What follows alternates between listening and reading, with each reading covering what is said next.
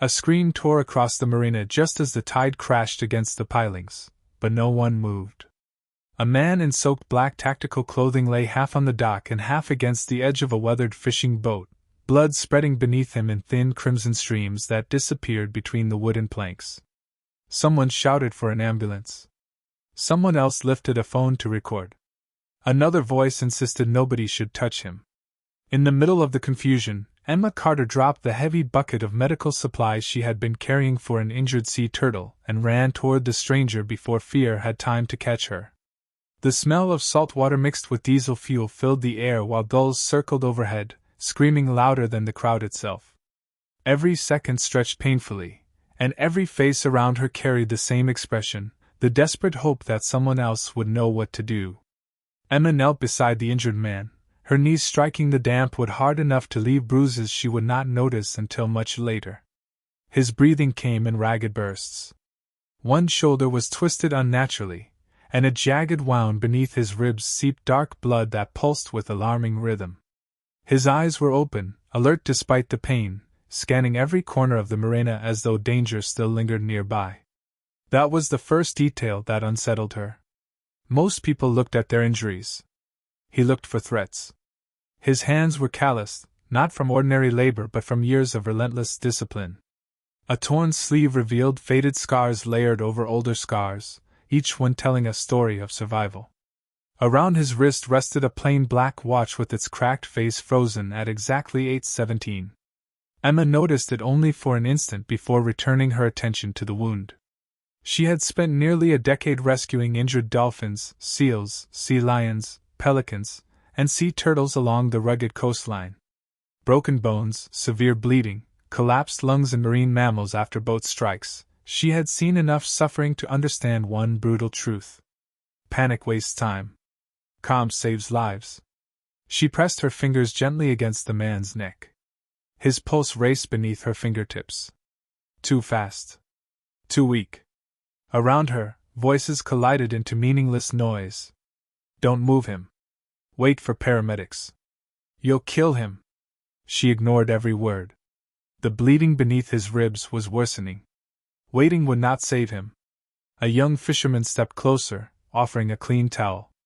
Emma folded it into a firm pad and applied pressure with steady hands while instructing another bystander to keep the man's head still.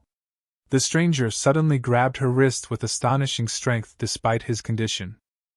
His blue-gray eyes locked onto hers with fierce intensity. For one heartbeat she thought he would push her away.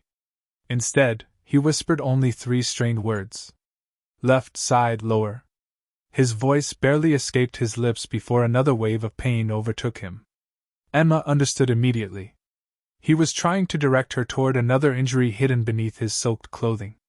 Carefully lifting the edge of his tactical jacket, she discovered a puncture wound concealed by the fabric, one that everyone else had missed. Blood pooled faster there than anywhere else.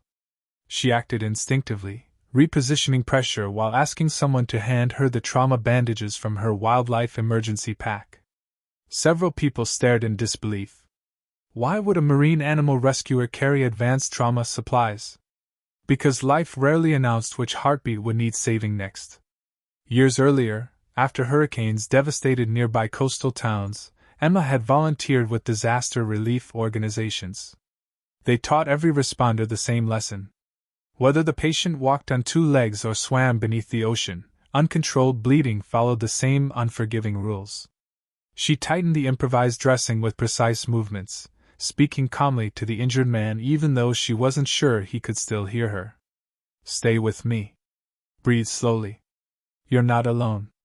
His breathing steadied just enough to reassure her that she had bought precious moments. Then something caught her attention. Tucked beneath his torn vest was a small embroidered patch almost completely hidden by blood. There was no name. No flag. Only a trident woven into dark fabric beside an eagle and an anchor. She frowned briefly. The symbol felt familiar, yet she couldn't place it. Before she had time to think further, the man's breathing suddenly stopped. The marina seemed to freeze. Someone gasped. A woman covered her mouth. Even the gulls appeared to vanish into the roaring silence of the waves. Emma leaned over him immediately, opening his airway and checking for any obstruction. Nothing. She counted the seconds in her mind with remarkable calm. 1, 2, 3. Every instinct she possessed fought against hesitation. She adjusted his position just enough to restore airflow while maintaining pressure on the wound. A shallow breath escaped his lips. Then another. Relief washed quietly across her face, but she refused to celebrate. He wasn't safe yet. Sirens finally echoed across the harbor. Red and blue lights reflected off the restless water as emergency vehicles raced toward the dock. Paramedics sprinted through the gathering crowd carrying advanced equipment, expecting to find chaos. Instead, they found a woman already controlling the bleeding, monitoring breathing, and calmly reporting every change in the patient's condition with remarkable precision. The lead paramedic paused for the briefest moment, surprised by the quality of her assessment. Without asking unnecessary questions, he nodded and continued exactly where she had left off. Together they loaded the stranger onto a stretcher. As they wheeled him toward the ambulance, one medic quietly muttered that another 5 minutes might have been too late. Emma stepped backward, exhausted at last. Her hands trembled only after the immediate danger had passed. Blood stained her sleeves, her jeans, and even the cuffs of her boots. She looked down at them with detached disbelief, realizing she had never even learned the man's name. She expected the ambulance to disappear and the morning to end like countless rescues before it. Instead, 2 matte black SUVs rolled silently into the marina without flashing lights or official markings. Their engines stopped simultaneously. 4 sharply dressed agents stepped out, scanning the area with disciplined precision. They did not approach the ambulance first. They walked directly toward Emma. Every conversation around the marina faded into uneasy whispers. The tallest agent studied her blood-covered hands before speaking in a calm voice that carried unexpected weight. "Where did you learn to perform that field procedure?" Emma blinked, confused by the question more than the attention itself. Before she could answer, another agent glanced toward the departing ambulance, then back at her, his expression unreadable. He reached inside his jacket, removed a leather credential case, flipped it open just long enough for her to read 3 unmistakable letters, and quietly said, "We need you to come with us." Emma stood motionless as the leather credential case disappeared back inside the agent's jacket, the salty wind tugging loose strands of her hair while the ambulance carrying the wounded stranger vanished beyond the harbor entrance. Around her, whispers multiplied. Some people believed she had saved a criminal. Others insisted she had stumbled into something far larger than anyone at the marina could understand. She glanced toward the animal rescue center where an injured sea turtle still waited for treatment, but another volunteer quietly nodded, silently promising to take over. Emma climbed into the unmarked SUV without protest, though every instinct warned her that her ordinary life had just been left behind on that weathered dock. The drive lasted nearly an hour, yet almost no one spoke. The agents exchanged only brief looks and occasional updates through discreet earpieces. The silence itself felt deliberate, as though every unnecessary word carried weight. Emma watched the coastline disappear behind concrete highways until the vehicle entered a federal building with underground security gates. There were no dramatic interrogations waiting inside, no bright lights or raised voices. Instead, she was escorted into a modest conference room furnished with little more than a table, 4 chairs, and a wall clock whose steady ticking seemed louder than it should have been. A bottle of water rested in front of her. No handcuffs. No accusations. Only questions waiting patiently to be asked. Several minutes later 2 investigators entered carrying a slim file and a digital tablet. One introduced himself simply as Agent Morales. The other remained standing near the door, studying Emma with careful curiosity rather than suspicion. Morales placed a photograph on the table. It showed the man she had rescued, though now he wore a formal military uniform. His face looked older, more composed, carrying the quiet confidence of someone accustomed to impossible responsibilities. Emma immediately recognized the blue-gray eyes. Morales folded his hands. "The individual you treated this morning is an active Navy SEAL assigned to a classified operation. His team was conducting a mission when circumstances forced an emergency extraction near the harbor. We are not here because you saved his life. We are here because of how you saved it. Emma frowned. I only stopped the bleeding and kept him breathing until help arrived. Morales nodded slowly. You also identified a concealed secondary wound in less than 30 seconds, repositioned pressure without restricting his airway, stabilized him using a field method that is taught only in highly specialized combat trauma programs, and communicated your assessment in terminology identical to military emergency protocols. That is not ordinary first aid. Emma stared at him in disbelief. She had never considered her actions unusual. They had simply felt necessary. Morales slid another page across the table. It contained handwritten notes from the lead paramedic who had taken over at the marina. According to his report, if you had followed the advice of the crowd and waited for emergency responders before intervening, the patient would almost certainly have died from internal blood loss before reaching definitive care. Emma lowered her eyes. Relief should have comforted her, yet instead it deepened the mystery surrounding everything that had happened. The standing agent finally spoke. Have you ever served in the military?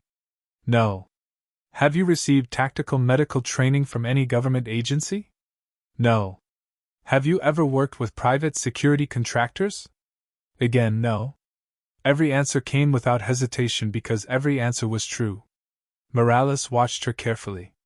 Then where did you learn techniques that many experienced paramedics have never seen? Emma opened her mouth to answer, then stopped. The memory rose unexpectedly, carrying with it the scent of rain, old canvas tents, and antiseptic.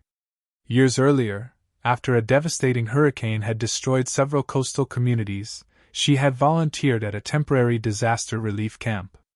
Resources were scarce. Doctors worked until they collapsed from exhaustion. One physician in particular had taken notice of the young volunteer who refused to leave injured strangers unattended. His name had been Dr. Samuel Harlow, an aging trauma surgeon whose calm voice never grew louder, even during catastrophe.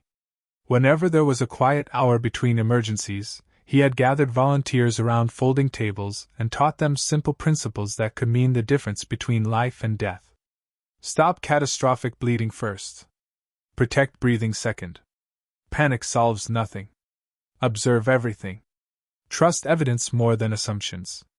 Emma had practiced those lessons countless times using worn medical mannequins, improvised equipment, even stuffed bags of sand when proper supplies ran out.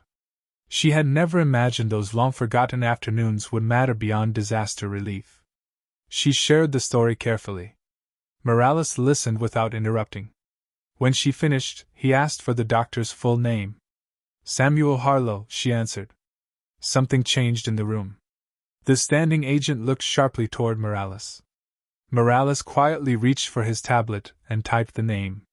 His composed expression tightened almost imperceptibly. He stood, excused himself, and left the room without explanation. Emma remained alone with the other agent. Minutes stretched endlessly. Somewhere beyond the walls she heard distant footsteps and muted conversations. The ticking clock continued measuring every second with relentless precision. Then even that sound seemed to disappear beneath an unexpected silence. The remaining agent received a message through his earpiece but said nothing. He simply looked toward the closed door, as if waiting for history itself to arrive. Nearly 10 minutes later Morales returned carrying a thin archival folder instead of the digital tablet. It looked old, its edges softened by time. He placed it on the table but did not open it immediately. Instead he asked one final question. Did Dr. Harlow ever tell you where he had worked before becoming a volunteer physician? Emma shook her head. He always avoided speaking about himself. He believed the patient in front of him mattered more than the story behind the doctor. Morales finally opened the folder. Inside rested a faded photograph taken decades earlier. A much younger Samuel Harlow stood beside a temporary field hospital overseas. Around him were military medics, humanitarian volunteers, and several soldiers whose uniforms bore no identifying insignia. One face, however, had been circled years ago in blue ink. It belonged to the very man Emma had rescued that morning, only far younger, standing beside Harlow with the unmistakable posture of someone still learning. On the back of the photograph, written in neat handwriting, were 7 simple words that silenced the room completely. Teach anyone willing because someday they will save someone you cannot. Emma felt the air leave her lungs. She had believed Dr. Harlow had simply been a retired surgeon who loved helping strangers. Instead, she was staring at proof that his quiet lessons had crossed worlds she had never imagined.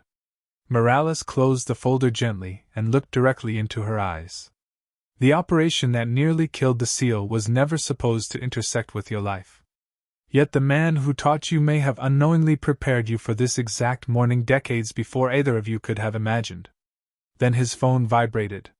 He answered, listened without speaking, and when the call ended, his expression carried both relief and astonishment.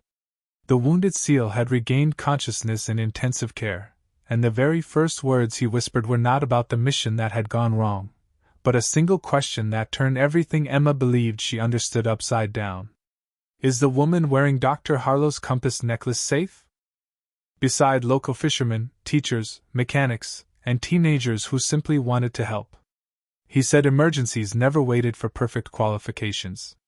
They only asked whether someone would step forward. Emma listened without interrupting. Every sentence reshaped memories she had treasured for years. She had always remembered Harlow as gentle, patient, almost ordinary. Now she understood that extraordinary people often hid inside ordinary lives because recognition had never been their purpose. The seal reached toward the bedside table and handed her a folded photograph that hospital staff had recovered from his waterproof pocket. It showed a much younger Dr. Harlow standing between exhausted volunteers after a disaster response. In one corner stood a teenage Emma, covered in mud and smiling despite overwhelming fatigue. On the opposite side stood the young soldier who now lay before her. Neither of them had noticed the other that day. They had been separated by only a few feet, connected only by the quiet man standing between them. Decades had passed before their paths crossed again, not through planning but through compassion. Agent Morales entered the room carrying a small envelope. The investigation, he explained, was officially closed. Security analysts had confirmed every detail of Emma's story. There had been no secret military background, no hidden government affiliation, no classified training. There had only been a volunteer who never stopped practicing the lessons of kindness she had once been given. The official report would note that her immediate intervention prevented a fatal outcome before advanced medical care could arrive. It would also recommend expanded community emergency training based on the simple realization that prepared civilians often become the first link in survival. Emma accepted the envelope, expecting paperwork. Instead, she found the restored brass compass inside, carefully polished but still marked by every scratch earned through the years. Attached was a handwritten note from the recovering seal. Harlow always believed knowledge should travel farther than medals. You proved him right. Please keep showing people what he taught you. She closed the envelope slowly, feeling its unexpected weight. Weeks passed. News organizations tried to identify the mysterious woman who had saved an elite operator, but Emma declined every interview. The rescue center reopened after storm repairs, and she returned to cleaning sea turtle tanks, bandaging injured pelicans, and releasing rehabilitated seals back into the ocean. Visitors rarely recognized her. Those who did usually expected dramatic speeches or stories of heroism.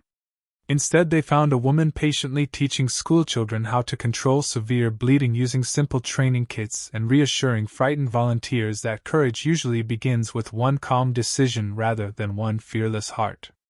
The lessons spread quietly through neighboring towns. Fishing crews requested emergency classes before heading offshore. Teachers invited local responders into classrooms. Parents learned how to act during the first critical minutes before ambulances could arrive. No headlines celebrated those evenings. No television cameras recorded them. Yet every new pair of trained hands became another promise waiting for the day someone would desperately need it. Nearly a year later, Emma stood on the same marina where everything had begun. The tide rolled gently beneath the docks, and gulls drifted effortlessly across the bright morning sky. A restored fishing boat eased into its berth while families laughed along the waterfront. Life had reclaimed the place without erasing its memories.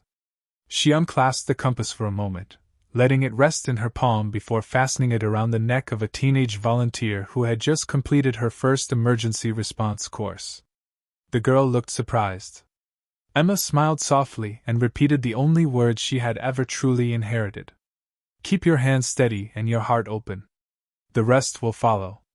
As the young volunteer walked toward the rescue center, the compass caught the morning sunlight, sending one brief flash across the water before disappearing beneath her jacket. Some gifts become smaller every time they are shared. Compassion becomes larger. The hands that save a life are not measured by the uniform they wear, but by the courage they refuse to surrender when every second counts. And perhaps the quietest heroes are the ones who never realize the story they began will continue in someone else's hands long after they are gone. If this story stayed with you, consider sharing it with someone who might one day become the calm voice another stranger is praying to find when the world suddenly falls silent. Emma instinctively reached beneath the collar of her jacket, her fingertips brushing the small brass compass that had rested against her heart for nearly 15 years. She had worn it so long that she often forgot it was there. Its surface was scratched by time, the glass slightly clouded from salt air, and the chain had been repaired twice with tiny silver rings after years of constant use. Dr. Samuel Harlow had placed it in her palm on the final day they worked together at the hurricane relief camp. He had smiled with the quiet warmth of a man who measured success not by recognition but by lives preserved, and he had told her that a compass was never valuable because it knew where the destination was. It mattered because it reminded lost people which direction was true when fear made everything else uncertain. At the time, she had believed it was simply a thoughtful farewell gift from an aging doctor to a grateful volunteer. Sitting inside the federal building, hearing that a critically wounded Navy SEAL had asked about that very compass before asking about himself, she realized the necklace carried a story far older than she had ever imagined. Agent Morales gently requested permission to examine it. Emma unclasped the chain and laid it on the table. Morales turned the compass over, studying the worn engraving on its back. Hidden beneath years of scratches were 3 initials and a faded date. The standing agent quietly exhaled. He recognized them immediately. Those initials belonged to a military medic who had died during a humanitarian evacuation nearly 20 years earlier, a man remembered not for combat but for refusing to abandon injured civilians trapped inside a collapsing field hospital. Dr. Harlow had never spoken about that tragedy, yet he had carried the compass afterward as a reminder that courage was measured by compassion rather than survival. When age finally slowed his own hands, he had chosen to pass the compass not to another soldier or physician, but to a young volunteer who never hesitated to kneel beside strangers. The room fell silent again, but this silence felt different. It no longer carried suspicion. It carried understanding. Later that afternoon, Emma was escorted to the military hospital where the rescued operator remained under heavy observation. Layers of security surrounded the intensive care unit, yet everyone she passed greeted her with quiet respect instead of guarded curiosity. The nurse opened the door softly. Machines hummed in steady rhythm while sunlight filtered through narrow blinds, casting gentle bands of light across the room. The man she had rescued looked pale but unmistakably stronger. Tubes and monitors surrounded him, yet his eyes were alert. He noticed the absence of the compass around her neck before she even reached the bedside. A faint smile crossed his face. "I thought Harlow finally found the right person," he whispered, his voice rough but steady. Emma pulled a chair closer. "You knew him?" The SEAL nodded slowly.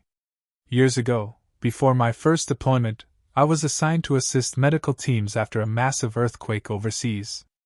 I believed strength meant carrying weapons and completing missions. Harlow spent 3 weeks proving me wrong. Every evening after treating hundreds of patients, he reminded us that saving one frightened child carried the same value as completing the most dangerous assignment. He trained military medics,